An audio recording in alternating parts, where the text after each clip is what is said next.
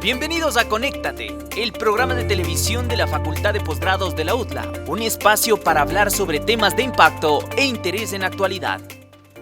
Hoy estamos con Alejandro Zarzosa, director de la Maestría en Arbitraje Comercial y de Inversiones, y con nuestro invitado, el doctor Álvaro Galindo Cardona, experto en arbitraje nacional e internacional.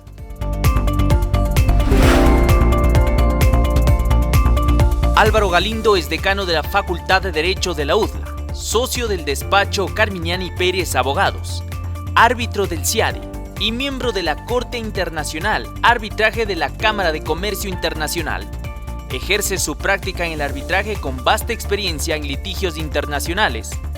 Ha concentrado su actividad en arbitrajes que involucran estados y entidades estatales en Latinoamérica. Es profesor en el programa de arbitraje internacional de la Escuela de Leyes en Georgetown University y del programa de verano de arbitraje internacional en la Escuela de Leyes de American University. Es doctor en jurisprudencia por la Pontificia Universidad Católica del Ecuador y máster en Derecho Internacional por la Georgetown University. Hoy hablaremos sobre el regreso del Ecuador al CIADI, su impacto a nivel nacional y regional. En julio de 2021, Ecuador ratificó por segunda vez el convenio sobre arreglo de diferencias relativas a inversiones entre estados y nacionales de otros estados, conocido como Convenio CIADI. Esto forma parte de un paquete de medidas promovidas por el gobierno actual para incentivar e impulsar la inversión, incluyendo la extranjera. Aunque esta decisión representa un gran avance, aún es necesario que ocurran otros sucesos para que la ratificación del convenio CIADI produzca los efectos esperados para Ecuador y los inversionistas. ¿Qué implicaciones jurídicas tiene para el Ecuador la decisión de retornar al CIADI? Son varias las implicaciones que tiene para el Ecuador el retorno al CIADI. La primera es que el Ecuador pasa a ser parte de un grupo de países de 164 estados que son parte de este convenio internacional. Como sabes, el convenio crea una institución de derecho internacional público que es el Centro Internacional de Arreglo de Diferencias Relativas a Inversiones.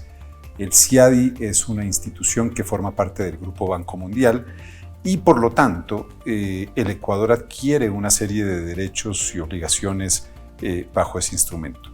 La principal es que el Ecuador puede, a raíz de su incorporación como Estado contratante, pactar de aquí en adelante arbitraje internacional ofrecido, ese arbitraje a los inversionistas extranjeros a través de cláusulas arbitrales incorporadas en contratos de inversión extranjera que firme el Estado o las entidades estatales del Ecuador con inversionistas extranjeros, o también convenios arbitrales que puedan ser incorporados en instrumentos internacionales como son los tratados en materia de inversión o también a través de los capítulos de inversión que se incorporan en los tratados de libre comercio. Interesante. Desde la perspectiva económica, ¿considera usted que el retorno del Ecuador al CIADI podría traducirse en un incremento de la inversión extranjera directa? A ver, no creo que haya una causalidad como tal. Sí puede existir una correlación y depende de otras medidas que pueda adoptar el gobierno ecuatoriano para poder otorgar una mayor previsibilidad, estabilidad y seguridad jurídica al inversionista extranjero. Eso es fundamental tomarlo en cuenta dentro de un contexto de medidas. ¿Y por qué menciono esto? Porque la sola incorporación del Ecuador a este club, que son los estados miembros del convenio CIADI, como mencionaba ya 164 estados, no trae como consecuencia un inmediato retorno en inversión extranjera para el Estado. Lo que conlleva es primero un mensaje de que el Estado ecuatoriano está dispuesto a jugar las reglas del juego internacional en cuanto a la protección de la inversión extranjera. Lo segundo que el Estado está dispuesto en sus negociaciones con inversionistas extranjeros que puedan firmar contratos como por ejemplo en materia de hidrocarburos, contratos en el sector minero, contratos en el sector de electricidad, que son sectores de la economía que el Ecuador ha anunciado que quiere abrirlos a la inversión extranjera, podrá incorporar esas cláusulas de arbitraje internacional bajo el convenio CIADI, o podrá, en los nuevos tratados que se vayan a firmar con otros estados, incorporar esta oferta de arbitraje internacional en esos instrumentos. Eso como ciertas medidas. Otras medidas es qué va a hacer el Ecuador en cuanto a su sistema de administración de justicia local. Ese es otro tema importante para poder generar una mayor estabilidad, una mayor seguridad, una mayor previsibilidad a la inversión extranjera. Gracias, y permítame que lo tutee, Álvaro. Por favor. Desde la perspectiva del inversionista, es decir, desde el inversionista extranjero, ¿qué ventajas traería para un inversionista extranjero el hecho de que el Ecuador sea parte del convenio CIADI? Yo diría que es importante para el inversionista extranjero tener diferentes herramientas que le permitan hacia futuro conocer que si existe la necesidad de acudir a un foro independiente, imparcial, neutral para solucionar disputas, el Ecuador está preparado para hacerlo. Y por supuesto desde la visión de un inversionista que tiene que proyectar su negocio no a un año plazo, sino que invierte con una visión a 15, 20, 30 años, como vemos ahora, por ejemplo, en los nuevos contratos mineros que está firmando el Estado ecuatoriano con inversionistas extranjeros, que son contratos de largo alcance, que no dependen de la administración de un presidente de carácter temporal, como es la administración actual, sino de las futuras administraciones, 3, 4 diferentes administraciones en el tiempo, que puedan otorgarle a un inversionista la tranquilidad de que su inversión va a ser respetada durante ese tiempo y que va a poder armar la estructura económica, la ejecución de su contrato, la ejecución de su inversión bajo un esquema que le permita trabajar con tranquilidad. Eso es parte del interés y de la génesis de un instrumento internacional como es el convenio CIADI. Es otorgarle esa posibilidad a los estados de que una vez que ingresen como estados contratantes a ese convenio, puedan a través de ofertas de arbitraje abiertas que se otorgan en tratados internacionales o a través de cláusulas específicas que se incorporan en contratos de inversión extranjera, darles esa posibilidad a los inversionistas extranjeros. Gracias. Eso es lo que espera un inversionista. Gracias. ¿Considera que esta decisión del Ecuador se replicará en la región, especialmente en países como Brasil o Bolivia? Interesante. Las realidades de nuestros países, pese a que seamos vecinos, digamos, en la región de Sudamérica, es una realidad distinta. Yo diría que claro, en este momento Bolivia está pasando por un momento histórico, político, distinto al que está atravesando el Ecuador. El Ecuador con una visión de aperturismo, con una visión de entrar en sociedad con la inversión extranjera para colaborar con el desarrollo del país. Probablemente la visión de Bolivia en este momento es algo distinta. Contrario a lo que pasa en Perú, por ejemplo, ¿no? Sin lugar a dudas. En Perú, por ejemplo, estamos viendo que la administración muy reciente del presidente Castillo tiene una visión distinta frente a la inversión extranjera y consideran que el Estado debe tener un protagonismo mucho mayor en la ejecución de las políticas de la inversión a nivel doméstico, con una participación mucho más directa del Estado. Sin embargo, el Ecuador ha llegado a la conclusión que necesita de los recursos que solamente se pueden encontrar en el extranjero. No existen los recursos por parte del Estado para llevar adelante grandes proyectos de inversión. Brasil es un mundo aparte. Claro. Brasil es todo un continente por sí mismo. Ni siquiera tiene tratados bilaterales de inversión suscritos. Por ejemplo, si bien ha suscrito tratados, nunca los ratificó. Los tratados bilaterales de inversión que en algún momento firmó Brasil quedaron sin ser ratificados porque Itamaraty, es decir, la diplomacia de Brasil, ha considerado que al ser una potencia económica, como lo es Brasil, no requiere de otorgar garantías adicionales a los inversionistas extranjeros para que traigan sus recursos a su territorio. Y esto lo permite solamente una economía tan poderosa como Brasil, que es muy diferente a la economía que puede tener Bolivia o la economía que puede tener el Ecuador. Y además recordemos que Brasil, pese a las dificultades políticas que pueda tener en este momento ese país, tiene un sistema de administración de justicia bastante estable, instituciones mucho más sólidas. Y los inversionistas están dispuestos a correr riesgos en el momento en que tengan una medida que impacte, por ejemplo, el equilibrio económico de su contrato, de someter la disputa a las cortes brasileñas. ¿Por qué? Porque consideran que más allá de que puedan tener problemas de retraso, de demora en la toma de decisiones, existe un sistema relativamente independiente del gobierno de turno, que es distinto a la percepción que puede tener un inversionista del sistema de administración de justicia ecuatoriano o del sistema de administración de justicia boliviano.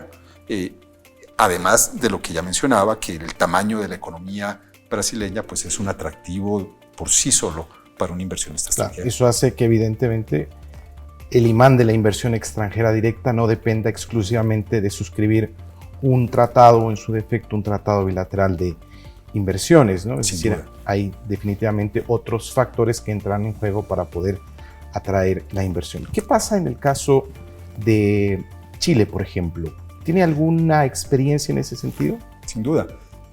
Chile es un país interesante, como todos sabemos, ha tenido una estabilidad en el tiempo sin perjuicio del régimen político, de la administración de turno, con instituciones independientes, con instituciones sólidas, y eso le ha permitido a Chile atraer mucha inversión extranjera con una política muy distinta a la de Brasil, también por el tamaño de su economía, una política de firma de tratados bilaterales de inversión, de tratados de libre comercio, muy abierta, muy agresiva, inclusive del otorgamiento de beneficios arancelarios, de desgravación en diferentes sectores de la economía de carácter unilateral, es decir, sin esperar un principio de reciprocidad con sus socios comerciales. Es básicamente una escuela muy liberal la que ha venido manejando Chile, sin perjuicio, como mencionaba, del régimen político de turno. Ahora bien, estamos en este momento en un régimen nuevo, se posesiona en estos días, nuestro presidente se encuentra en territorio chileno acudiendo a esa posesión, y pues es un tema fundamental que podamos estar muy atentos a lo que va a pasar en Chile. Hay preocupación por parte de la inversión extranjera y eso puede generar oportunidades para el Ecuador. Sin lugar a dudas, el Ecuador hoy se lo ve como un momento de oportunidades frente a lo que está sucediendo en Colombia, frente a lo que está sucediendo en Perú y a lo que potencialmente pueda suceder en Chile. Muchas gracias, Álvaro.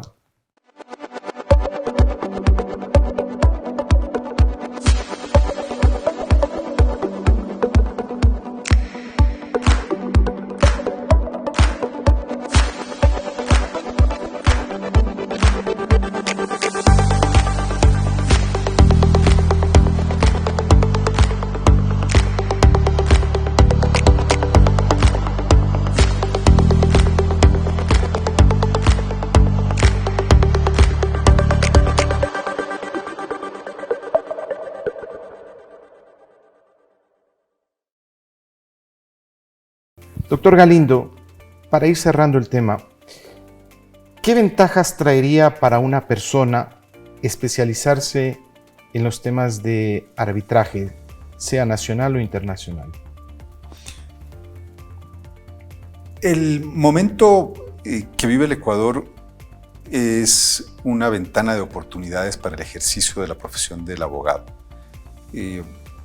Hoy tenemos la oportunidad como operadores del sistema de justicia de generarle mayores oportunidades a nuestros clientes, en la práctica profesional del día a día de nuestra actividad. El arbitraje, como bien lo mencionas, tanto a nivel nacional como a nivel internacional, es probablemente una de las herramientas más poderosas que existen el día de hoy para resolver las disputas en el mundo del comercio en general, en el mundo del intercambio permanente de mercancías, de servicios y por supuesto las operaciones que hoy se realizan que van más allá de las fronteras nacionales requieren de instrumentos adecuados para resolver esas disputas. El arbitraje no es una herramienta nueva ni novedosa. El arbitraje es una herramienta que ha existido probablemente inclusive con anterioridad al sistema de administración de justicia formal. ¿Por qué? Porque los comerciantes vienen comerciando desde el inicio de la humanidad y los comerciantes siempre han requerido de herramientas para resolver sus disputas. Por lo tanto, un abogado que no tenga dentro de su caja de herramientas el poder resolver disputas de una manera eficiente para sus clientes a través de procesos ágiles, flexibles, que se adapten sin lugar a dudas al requerimiento de cada una de esas operaciones comerciales en general, en donde hay un movimiento de la actividad económica, se está quedando en el tiempo. Y yo creo que la decisión de nuestra universidad, la decisión de la Facultad de Derecho, la decisión de incorporar a alguien con tu formación para dirigir esta maestría que estamos ofreciéndole hoy a la comunidad jurídica nacional y de la región es la adecuada. Y esperamos que esa comunidad aproveche esta oportunidad única para formarse con los mejores profesores, con los mejores académicos, con los mejores practicantes que va a poner a su disposición este programa que estamos seguros que va a ser exitoso no solamente para nosotros como facultad, sino para el país en un compromiso que tiene la educación superior con el Estado para fomentar la solución de controversias de una manera pacífica y efectiva. Si usted me permite, ¿cómo es el día a día de un árbitro que ejerce su práctica, sobre todo en el arbitraje internacional, como es su caso? A ver, yo antes de venir a esta conversación contigo, Alejandro, vengo de una audiencia virtual, como se está manejando hoy en día básicamente todo el ejercicio profesional producto de la pandemia, y ha sido una readecuación de nuestra práctica como abogados en materia de arbitraje internacional. Antes de la pandemia yo pasaba gran parte, no sé, el 30% de mi tiempo en un avión, en una audiencia en La Haya, en una audiencia en París, en una audiencia en Washington, porque esa era mi actividad. Sin embargo, con el cambio de la pandemia, pues yo atiendo mis audiencias y mi práctica desde la virtualidad. Seguramente esto va a irse relajando en el tiempo y otra vez tocará reactivar los viajes y las audiencias en otros lugares del mundo, pero sin lugar a dudas es una actividad apasionante. El poder, por un lado, como abogado, presentar argumentos ante tribunales internacionales conformados por los principales juristas del mundo es un reto y es un honor, sin lugar a dudas.